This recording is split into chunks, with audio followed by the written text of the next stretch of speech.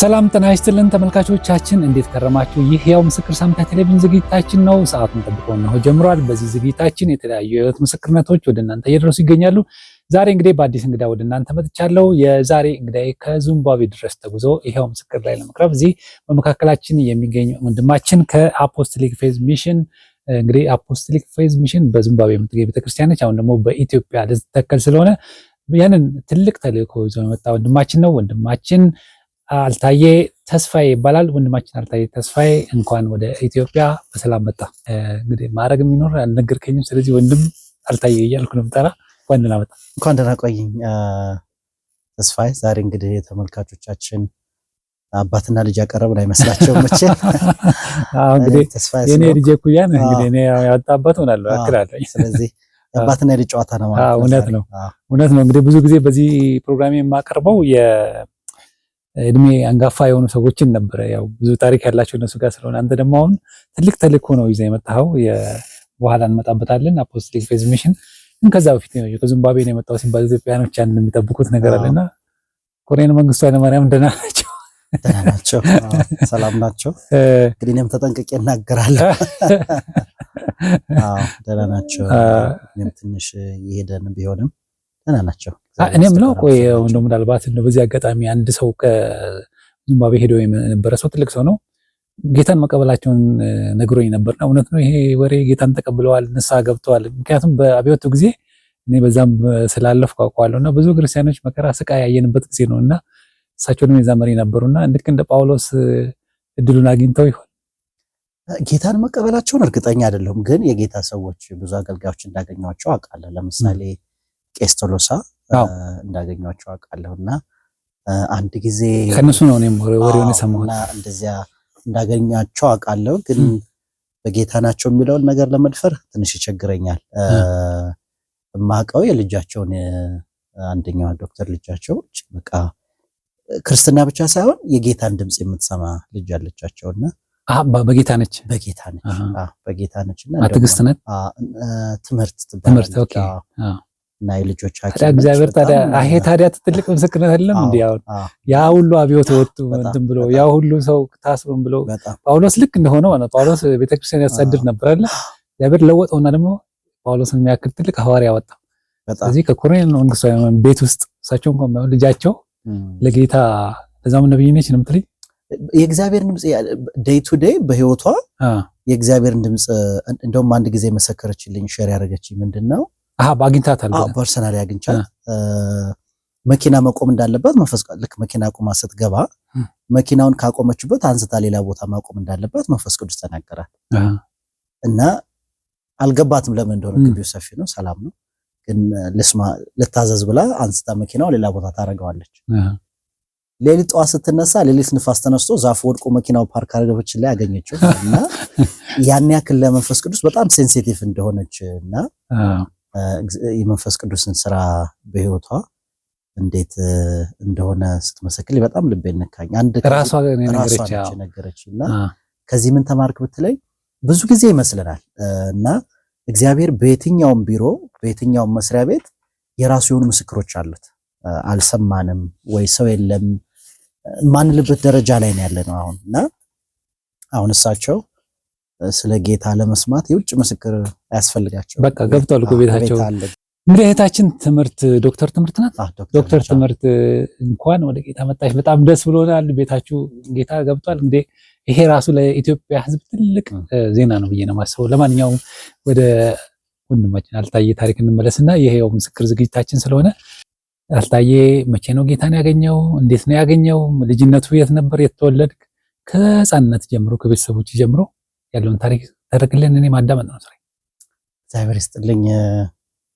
እኔ እንግዲህ ከወልደቴ ስጀምር ባይዘው ጌታን ያገኘሁት እኔ አባት ስፈልግ አባት ነው ያገኘሁት እና የተወለድኩት በሰሜኑ በዚያ በድሮ ጊዜ መንዝና ግሻ አውራጃ መሰለኝ የሚባለውና አባቴ መንዝና ግሻ አውራጃ ጠቅላይ ጸሐፊ ነበረ በደርግ ጊዜ። ኦኬ እና በዚያ ቦታ የባለስልጣን ልጅ ነበርኩ እና በዚያ ክፍለ ሀገር ነበር የተወለድኩት። በዚያን በደርግ ጊዜ ቤተሰቦች አንዱ በስደት ሽሽት ላይ በነበሩ ጊዜ የመሬት ባላባትን ባል ነገር አለ አይደል? እዛን ጊዜ እንዳመጽ ሞክሯቸው ገጠር እነሱ ሽሽት በነበሩበት ጊዜ ገጠር ላይ አባቴም ወደ መከላከያ ሄዶ ስለነበረ ገጠር ላይ ነው የተወለድኩት። ወደ ውትድርና ሄዶ አባቴ የጽህፈት ቤት ኃላፊ ሆኖ በሚሰራበት ጊዜ በሰው ላይ ጥይት ተኩሷል ነው ምናምን የሆነ ምክንያት ተፈጥሮ የሞት ፍርድ ተፈርዶበት ነበር። እና አክስቱ በዋሳ አስወጣቸው ማለት ነው። በዋሳ ስታስወጣው ተነስቶ መከላከያ ገባ። እኔ ጦር ሰራዊት ነበር። ያኔ ጦር ሰራዊት ነበር የሚባለው።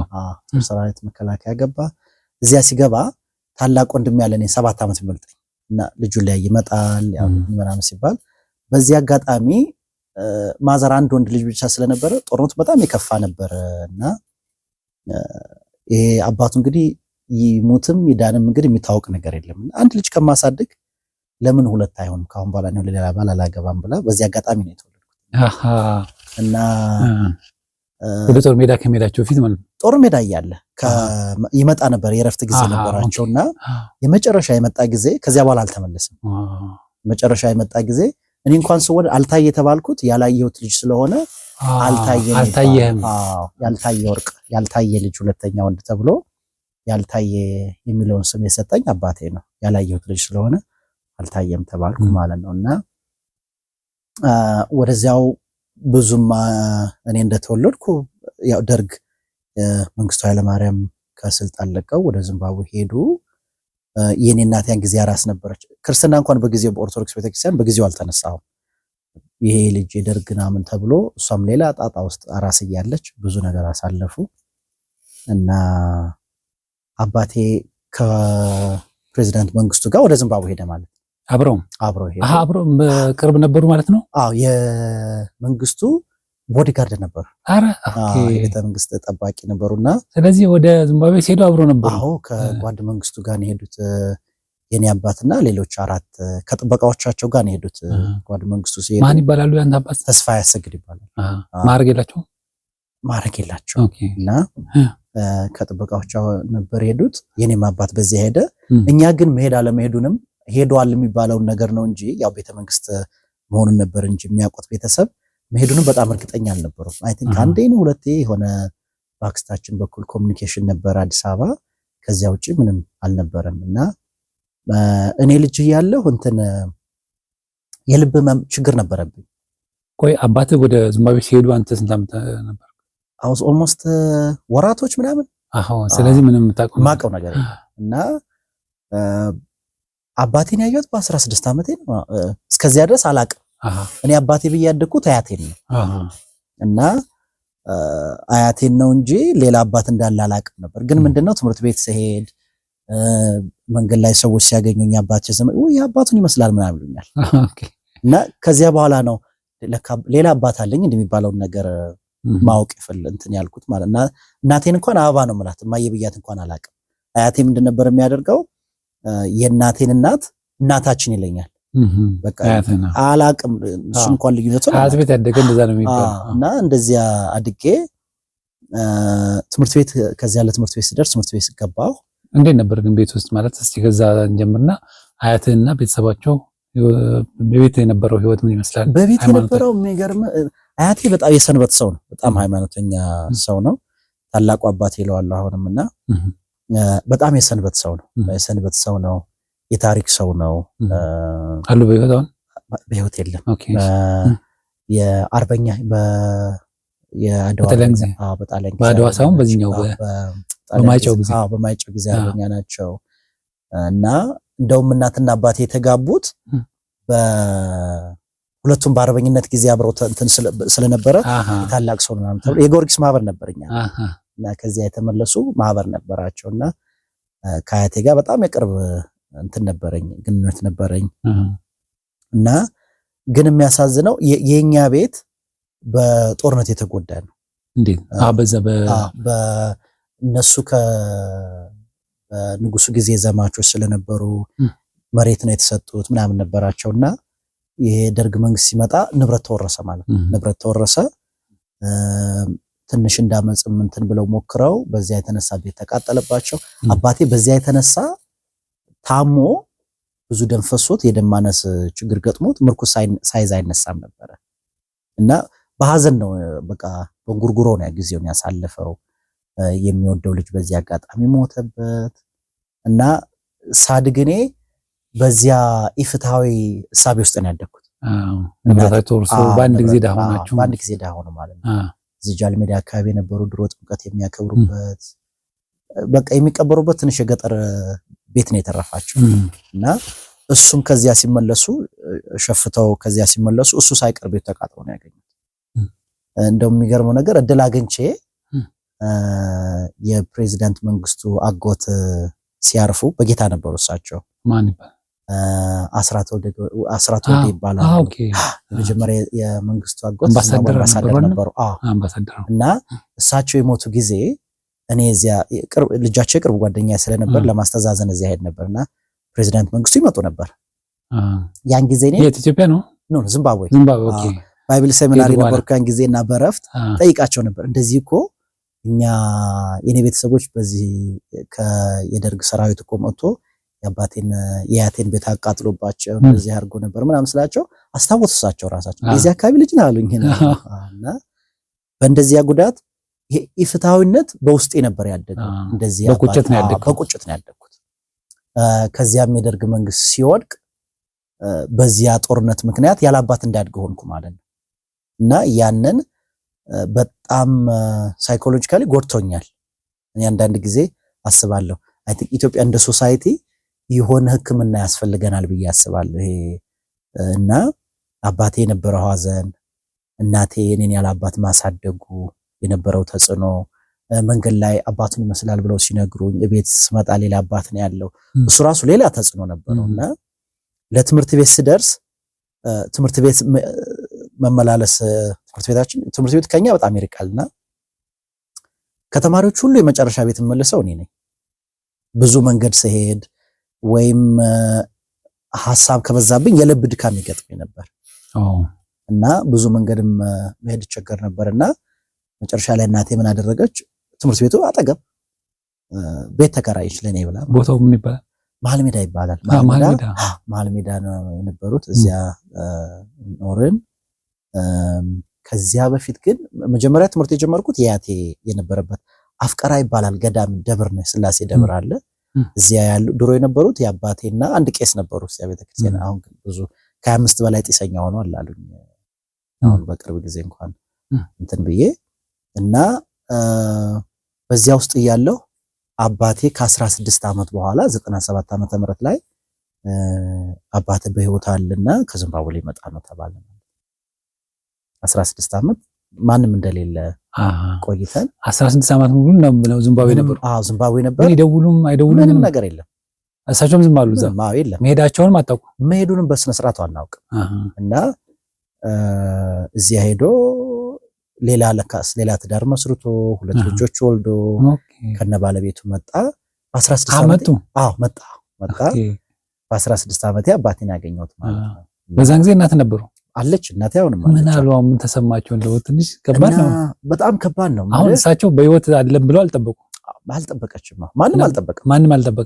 ሲመጡ ምን ተሰማቸው? እንደው አንተ ይሄን ስሜት ንገረን እስቲ። ለእናትህስ ምን ይሄ ድብልቅልቅ ያለ ስሜት ነው የነበረኝ። ይሄ እንደዚህ ነው የምለው ነገር አንዳንዱ አባቴን ማየቱ ደስተኛ ሆኜ at the same time ደግሞ አያቴን በጣም ወደው ስለነበረ ሌላ አባት መምጣቱ የአባቴ አባትነት የምንጠቅም ስሜት ነበረኝ።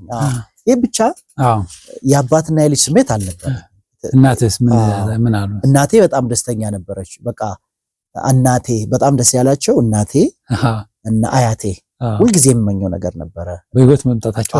እና እንደውም አያቴ ምንድነው ያለኝ፣ በቃ አሁን እኔ ወደ ጌታም ብሄድ አባትክን ስላገኘ ደስተኛ ነኝ አለኝ።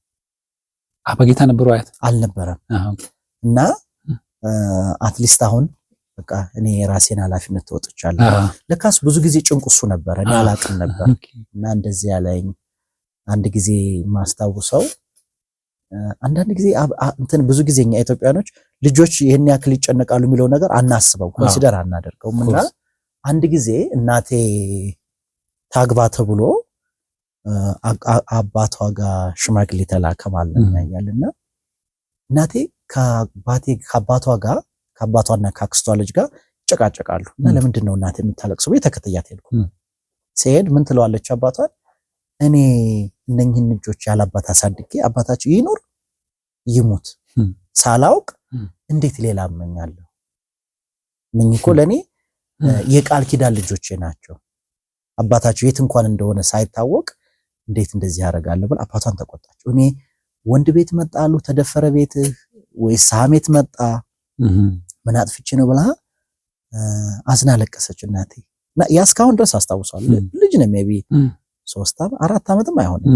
ትምህርት ቤትም ገና እንትን አልነበርኩም። እና የእናቴ ያሳለፈችው ዋጋ በጣም እንትን ይለኛል እስካሁን ድረስ። እና በእንደዚያ ሁኔታ ነው ያሳለፍኩት። መጨረሻ ላይ 2 ዓመት በኋላ እኛም ወደ ዚምባብዌ መሄድ እንዳለብን ከታላቅ ወንድሜ ጋርና ከአባቴ ታናሽ ወንድም ጋር ወደ ዚምባብዌ ሄድን ማለት ነው። ከ2 ዓመት በኋላ አባታችሁ ይዟችሁ ሄዱ? አዎ አባታችን ወደ እኔ ይምጡ አለ። ሄድን። እኔ በመሄዳችን ብዙም ደስተኛ አልነበርኩም። እናቴ እዚህ ቀሩ? እናቴ እዚሁ ቀረች። እናቴ እዚያው ቀረች። ይሄ አባቴን ትቶ መሄዱ በጣም እድሜውም 90ዎቹ ውስጥ ነው። የአያቴ እድሜ ነበረው። እሱንም ትቶ መሄዱ ሌላ ነገር ነው የሆነብኝ። እንደው ቢያንስ እሱ እንኳን ወደ ጌታ ከሄደ በኋላ የሚለው አንተን ነበረኝ እና አልፈለኩም ነበር። ሄድኩ 2 ዓመት ከአባቴ ጋር ኖርን ማለት ነው። አሁን ዚምባብዌ ሄድክ? አዎ ዚምባብዌ ሄድኩ። በአበሻ 99 ላይ ሄድኩ ማለት ነው። ከያድግ ከመጣ በኋላ ማለት በፈረንጆች 2007 በእኛ ያን ጊዜ ሚሊኒየም ከመግባቱ በፊት ዛሬ ኦልሞስት አሁን ጥር ላይ 19 ዓመት ሊሆን ማለት ነው። እዛ መጀመሪያ ስትሄድ ምን ተሰማ? ከኢትዮጵያ ገጠር ነበርክ መጀመሪያ የምኖረው? ገጠር ትንሽ ከተማ ነች። ገጠር በላት ኢትዮጵያ መጣ። ውጭ ሀገር ስትሄድ እዛ ምን ገጠመ? እዚያ የገጠመኝ ከእናቴ ጋር ያሳለፍኩት ህይወትና አባቴ የሚኖረው ህይወት የሰማይና ምድር ያክል ልዩነት ነው ያለው።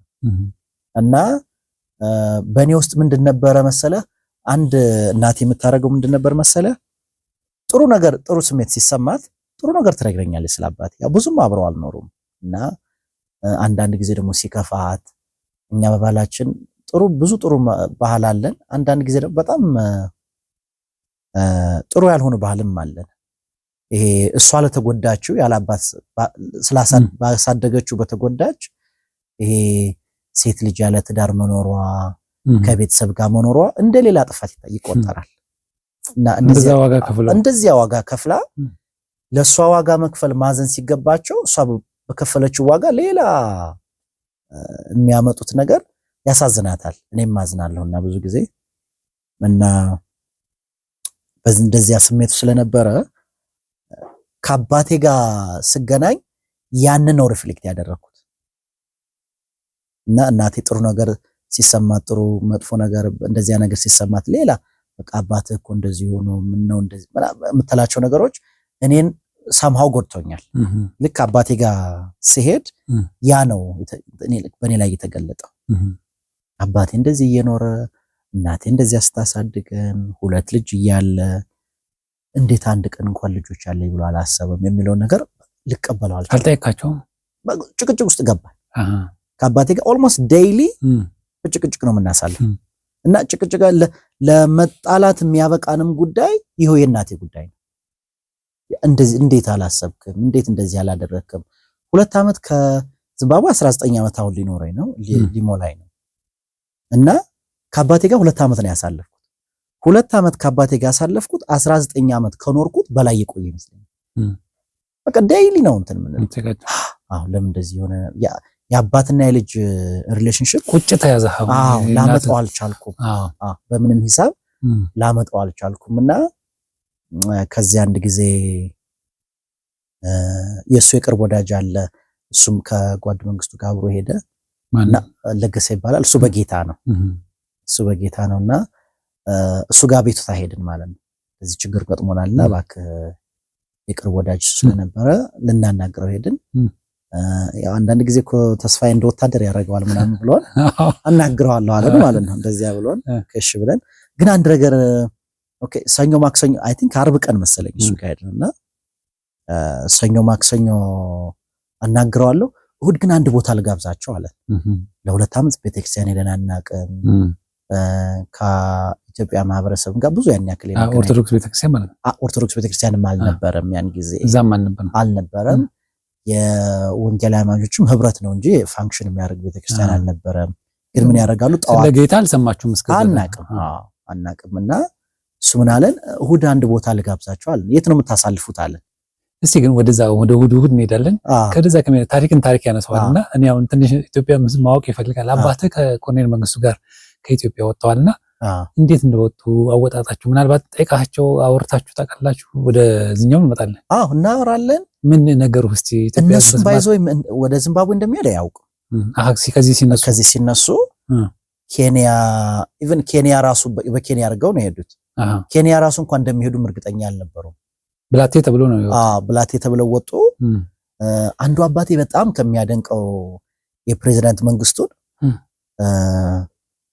የሀገር ካርታ እንዴት የሚያነብ በጣም ነው ፋዘር ለመንግስቱ ያለው ክብር እና ጥሩ የጦር ጀነራል ነው የሚላቸው እንዴት አድርገው አየር አብራሪውን እንኳን ያልተዘጋጀበትን በዚህ ግባ ብለው የአየር ክልል ሰጥተው ግባ ብለው ኬንያ ያስገቡ እንዴት እንዳስገቡት ሲናገር ይገርማል እንዴት በአየር ላይ ሆኖ ካርታ አንስቶ የአንድ የአየር አብራሪን የሚመራ መሪ ነው የሚለው የሚገርም በጣም ያደንቃል አሳቸው ነበሩ መንገድ ይኖርት እንጂ በዋሽ ግባ ብለው አስገቡታው በዚህ አቅጣጫ ያስገባሃል አሉት እሺ እንትን ላይ ኬንያ እንዴት መግባት እንዳለበት አልተዘጋጀም ሰው አብራሪ ግን እሳቸው ናቸው ተዛዝ የሰጡት በዚህ ብትሄድ ኬንያ ትገባለህ ብለው የሰጡት ምሪት ሁሉ ጊዜ ያደንቃቸዋል እሱን አንስቶ እና አንዳንድ ጊዜ እናነሳለን የአባቴ እናቱ ልጅን ወሰደብኝ መንግስቱ ብለው ይወቅሳሉ ሀብት ንብረት የቀረብ ብለው ይወቅሳሉ ብዙም ወዳጅ አይደሉምና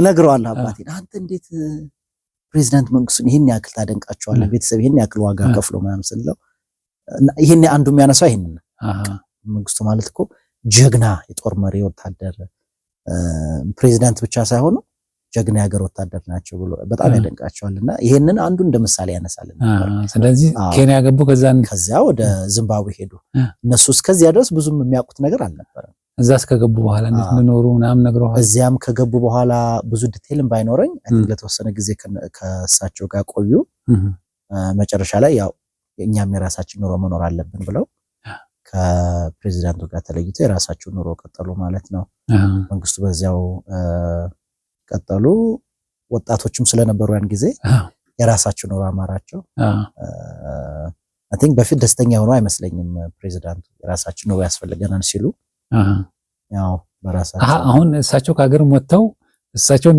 በደንብ እንዳለቃቸው ነበር የሚያዩት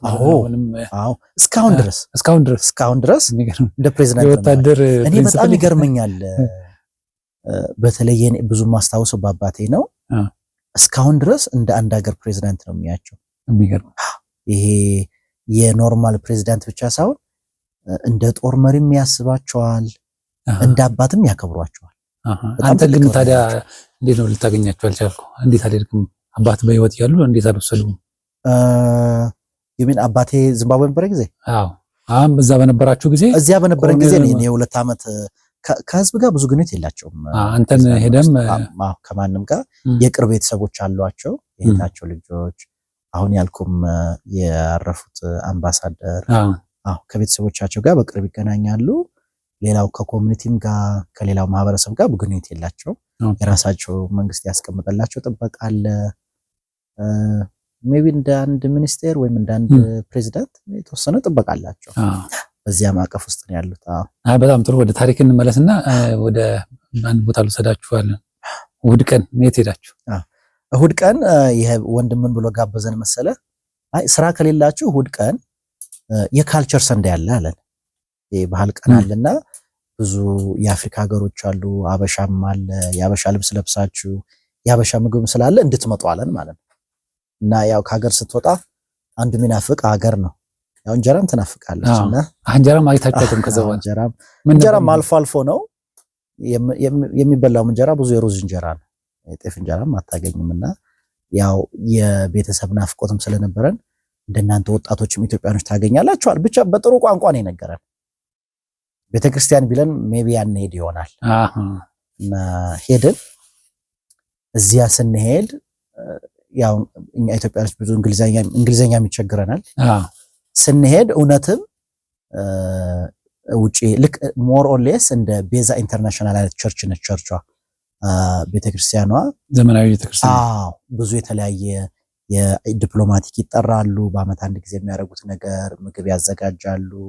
በቋንቋቸው መዝሙር ለማዘጋጀት ይሞክራሉ እና ጥሩ ኢንቫይሮንመንት አለው።